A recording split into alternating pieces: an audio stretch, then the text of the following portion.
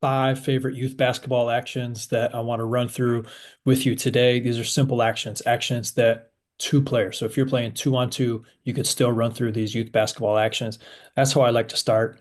I'm coaching a youth basketball team. Later in the year, I'll direct a youth basketball league and working with youth programs and players throughout the course of the year. These are some things that I like to teach and emphasize, right? So the first one that we're going to break down on Zoom or here is the fact that we want our players to be aggressive, right? So if I want my players to be aggressive, we have to encourage them to drive to the basket. If we're going to make mistakes, let's make them big, right? We'll learn from our mistakes from there. So this could be 2-on-0. I have 5 players out here. We'll build towards that. So if one has the basketball and passes to the 5, it's a kickback. So 5 drives to the basket.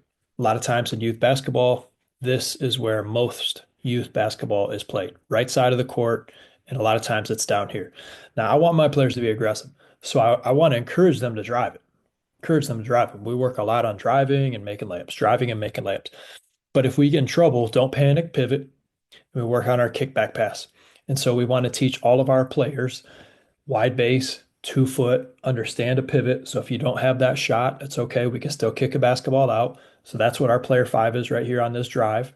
And then to always have somebody to fill behind so that they can kick the basketball back to. Now, what we try to emphasize with our players is fill the spot that the driver just left. So if one had the basketball and they passed the 5 on the wing, 5 drove it, didn't have anything. It's that headlights, taillights concept. We want to get in their taillights. And basically, we'd like some of our players can do this already. We have some players that are brand new to our team, but we want all of our players to be able to know, okay, I didn't have anything on this drive. There should be somebody who's filling behind me that I can pivot and kick the basketball back out to. This is usually low likelihood of turning the basketball over as well because the defense kind of sucks into the paint. So when the player fills behind, it could be a shot, it could be just catch here, ball reversal, drive, dribble opposite. But the kickback pass is one of my favorite youth basketball actions. Okay. So you can do this with, a million different players and options, so on and so forth, but simply working on passing, driving, filling behind, kick the basketball back. That's one that we want to make sure we're teaching. Another one is a dribble handoff. All right, a dribble handoff. Again, the team that I'm currently coaching is 10U. So we have players that struggle just making that pass 15 feet from a strength standpoint. So how can we get player and ball movement? We can hand the ball off instead. So if I have one here with the basketball, we want to get to 5, they can simply dribble at 5's defensive player, hand the basketball off them. We've gotten player movement, we've gotten ball movement, and at the youth basketball level especially, we probably have some type of advantage because defensive players get confused when 2 players come together and then split. And so simply working on dribble handoffs. A couple things that we, try to emphasize from a detailed teaching standpoint. We're dribbling at the defensive player. If the defender is low, that could end up being a pitch. I love the pitch as well. But from a safety ball security standpoint, right now we're teaching our players to hand it to them, get a base, hand the basketball off.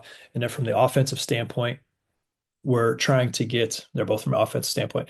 From the receiver standpoint, number 5 here, who is receiving the basketball, a lot of our players like to get it on the run, 1, 2 steps, and then dribble. So one thing that we emphasize when we do dribble handoffs, get the basketball and get the dribble down early with the first step so you don't get called for a travel. But this is a very easy way for us to be able to create an advantage as well as a driving gap, dribble to a spot, hand off, player turns the corner and gets into a drive. Simple dribble handoff stuff, but it gets us player movement, ball security, and we're able to get the ball from one person to the next when passing a certain distance from a spacing standpoint can be a little more difficult. We'll go with the dribble handoff.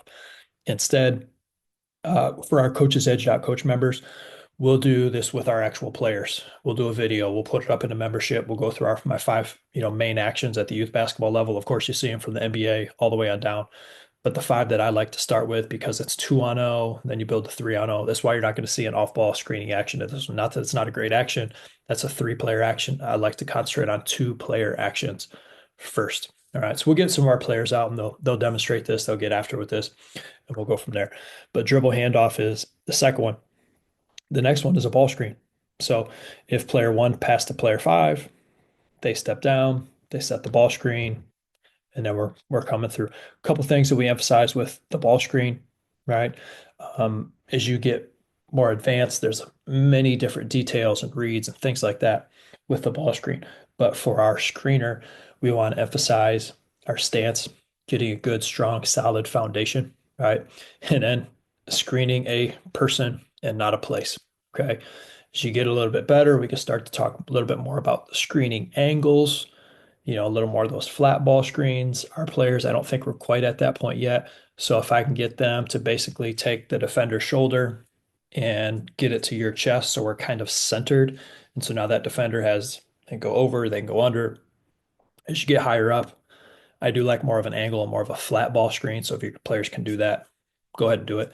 But from the aspect of teaching the initial aspect of the screen, of screening a person, I think just squaring them up, shoulder, chest is a good place to start. And then from the driving standpoint, we want to teach our players to be patient, right? Let the screener get settled, and then we're coming off the screen and we're coming off the screen tight. So that's number three. Okay, that's number three. We've gone off the kickback, we've gone the dribble handoff, we've gone with the ball screen, and the next one that I want to touch on is your basket cut. Maybe use all five players here. So let's say one had the basketball.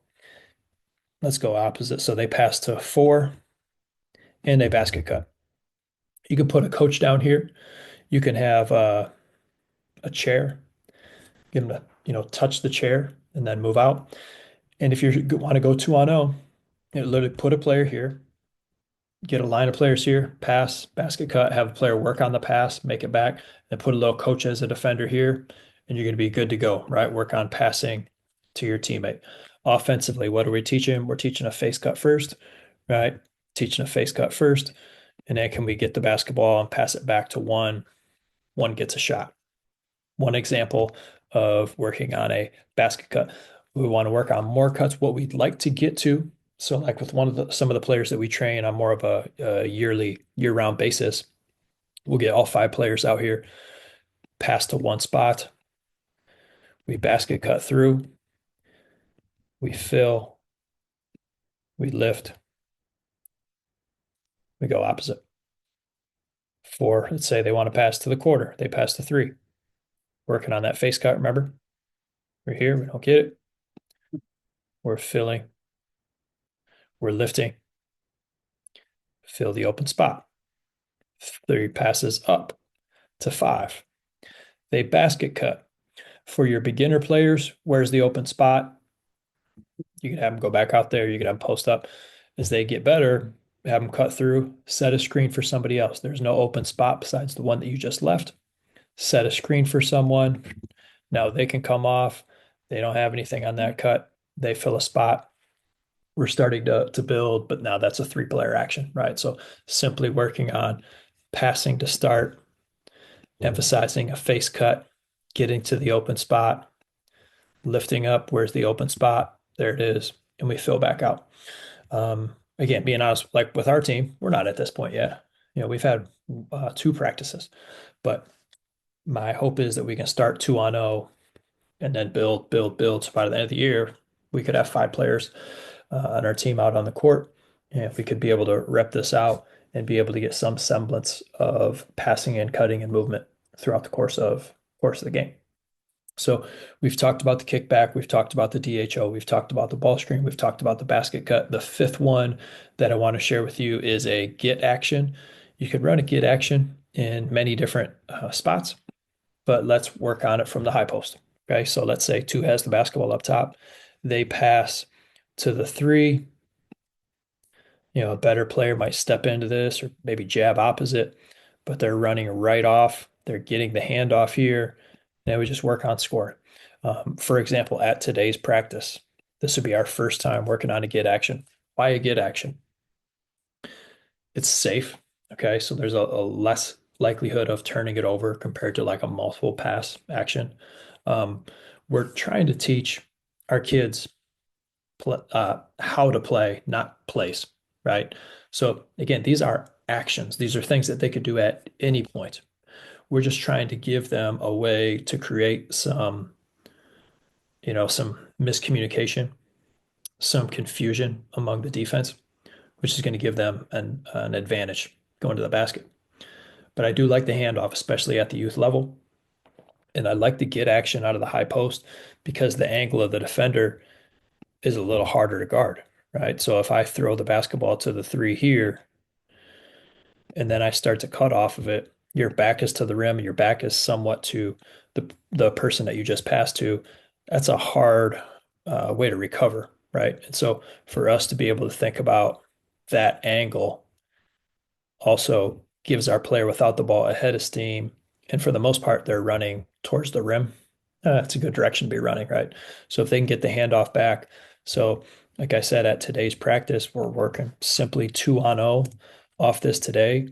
We'll have a line of players back here, and I want everybody to work on the handoff as well. So, what I'll see with different youth basketball drills is you'll have a coach here the whole time. You want to work on a basket cut, so you have a coach over here the whole time, and they pass, and then you throw, and they get it back. Well, that's pretty good, but our players need to work on making that pass, work on making that handoff. So once we show it, the players are performing this, and then we'll have a coach say right here, or maybe a coach right here, or maybe both, right? So they can simulate passing around the coach, passing to the high post, work on coming off of it, getting the handoff, and then scoring a layup.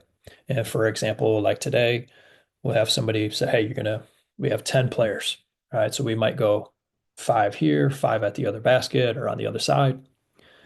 You're going to hand off one time to every single person. They get a layup. And then we'll have a new player come in.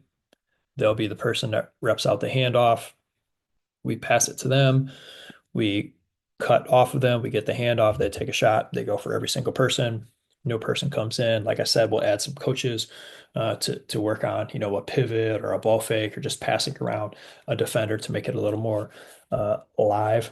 And then we're hoping to, use these as a point of emphasis as we get into our scrimmaging and our small sided games throughout the course of our practice as well. So to quick review, we had our basket cut, we had our get action, we had our DHO, all right, we had our ball screens, and we had our kickback. I think those are the five that if I didn't repeat myself, those are the things that we're working on with our team. Again, to our coaches edge members, we'll try to put something up in the membership with our actual people running through this so you can see our young boys and girls do it. And this is a great way to teach players how to play the game. I think from the youth basketball standpoint, there's a lot of individual skill development, dribbling, shooting, but basketball is a team game. There's five of us out on the court. How can we start to develop that from a young age? It could start as simple as two people on the court. Then you go three, then you go four, and building this up, learning how to play off of one another, reading more than just one on-ball defender. That's a great thing for us to be able to teach as we're trying to develop a higher level and a more intelligent basketball player overall. Thanks for checking out this video. Let me know if there's anything else that you want me to break down. Get after it.